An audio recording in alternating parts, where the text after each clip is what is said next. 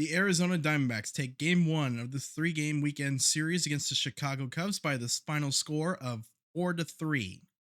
So there, I am Michael McDermott from the AZ Snake Pit recapping game number 33 in a back and forth type game where the D-backs squeaked out a run and the bullpen held it with every piece of duct tape and bubble gum they had. Diamondbacks went up against Drew Smiley, Nick Ahmed not in the lineup against the lefty. That shoulder bothering him once again. Scoreless game through 2. Then the Cubs broke through the third with 3 runs. But thanks to a little bit of help from misplay in right field by Pavin Smith, the Cubs pretty much did all their damage against Zach Davies in the third inning. Rest of the game, it was pretty much keeping him off the bases and the scoreboard.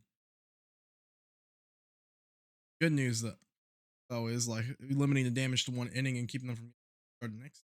If the team is able to retie the game in the bottom half of the inning, Diamondbacks did. Started with an RBI. It started off.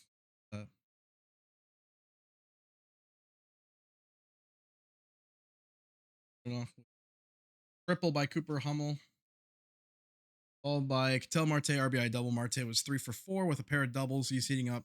Good to see him get like a 3-hit game from the right side of the plate. That's been kind of lagging behind. He's starting to hit some balls harder on that side of the plate. I believe he actually recorded an exit velocity north of 110. Okay, so that swing's starting to get there. And Christian Walker's balls in play batting average is continuing to regress. He drives in another run, and then Pavin Smith tying the game up with a double off the right field wall. So that pretty much equalized the game right there. That was all and tied the game. The Cubs would not score again for the rest of the game because of stellar pitching. The bullpen once again. Well, half the bullpen. So, anyways, the after Davies came out of the game, 5 2/3, 6 strikeouts, 12 Ks in his last 2 starts, over 13 innings. So the D-backs are starting to get some really good outings out of Davies, which has been the one thing I was concerned the most with the starting rotation, other than in its current form. The fact that Zach Davies is putting together some quality starts for the D-backs is definitely a huge boon and probably a good reason why they're on the good side of 500. So after that, they go to Kyle Nelson. Nelson with an inherited runner, 2 outs. I think it's that guy.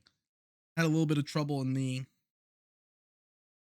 Also had a little bit of walk problems. He ended up doubling his walk total in the season with a pair of walks. But he does get out of the 7th inning with a double play ball. Oh. Even when Nelson walks guys, he doesn't give up. Even when Nelson walks guys, he doesn't give up runs.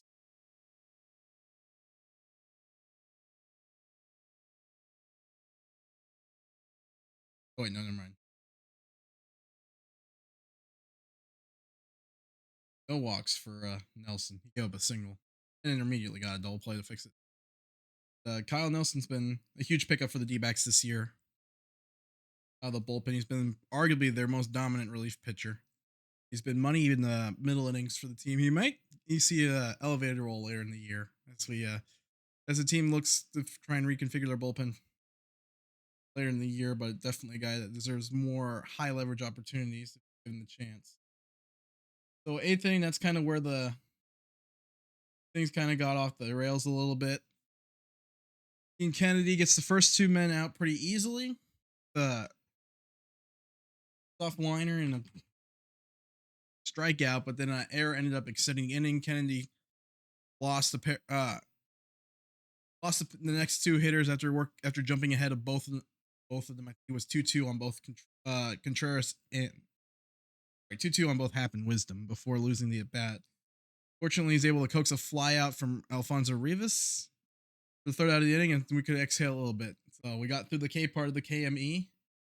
D-backs don't tack on, and of course, no one's going to trust Melanson with a 1-run lead with the way he pitched last week. Fortunately, Melanson was able to get a 1-2-3 9th inning.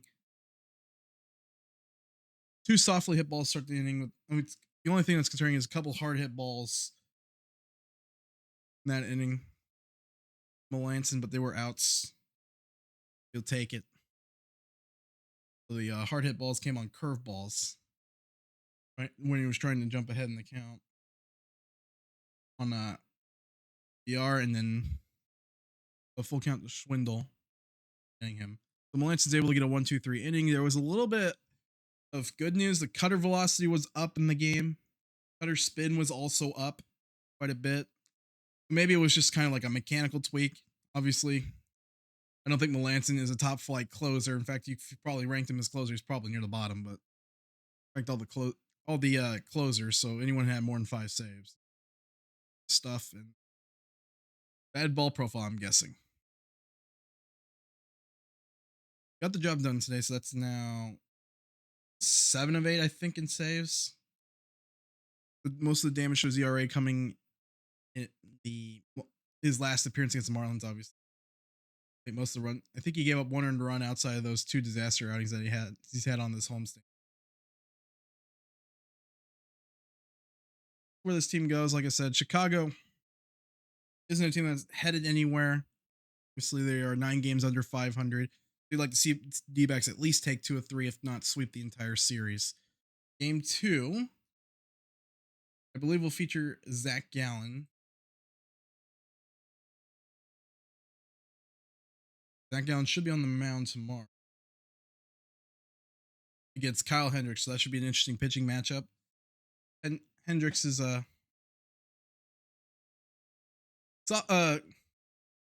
probably the closest thing to Greg Max in today's game. Guy that sinker changeup guy, really good command. He knows how to keep hitters off balance. Whereas Zach Gallen, he's definitely on the short list of guys that should make the All-Star team this year.